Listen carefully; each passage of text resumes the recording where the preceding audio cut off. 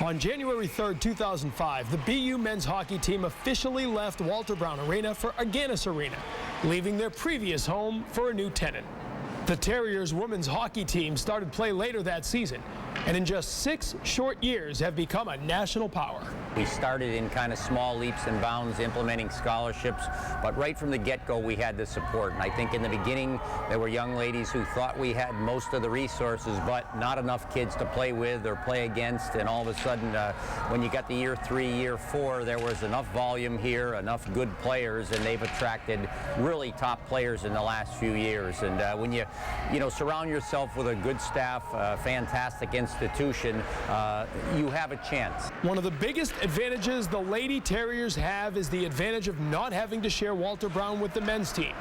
It's an advantage Coach Brian DeRocher says isn't just felt on the ice. The biggest here, I think it's a great plus, is academically. You know, we don't have to end the day at a certain time. We can, take probably some of the toughest majors here at the institution, get the job done academically, and walk out here with a top degree. And the other thing is, kids aren't going to the dining hall at 7:30, 8 o'clock, times you don't really want them eating a ton. So from an academic perspective, a training perspective, and sort of an individual arena perspective, it's very nice.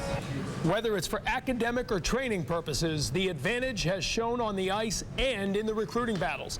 Another area where having their own sheet of ice has been helpful for the Terriers. It's such a draw to get, key players in to make the program continue growing, and just with ice times, we can have the ice whenever we want, and we have the certain amount of chunk where you kind of get too much ice, so it's a good problem to have. It definitely has persuaded me to come here because the ice times, we get it whenever we want. We practice at 3:30 instead of 6 a.m.s. We could come on for extra times with the coaches or whenever we like, designated towards our schedule.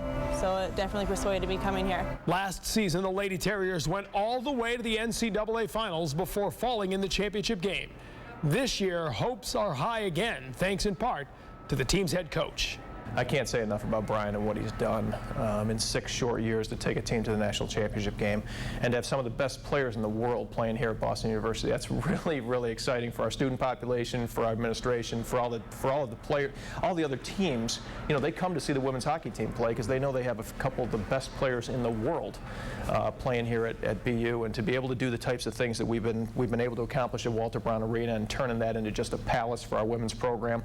We're going to be investing some more money there. I think over the next few years you'll see Walter Brown become one of the premier facilities anywhere in the country, and that's really due in large part to what Brian's been able to build here. We've got great kids. He's a fabulous person, and he's just done an absolutely wonderful job for us.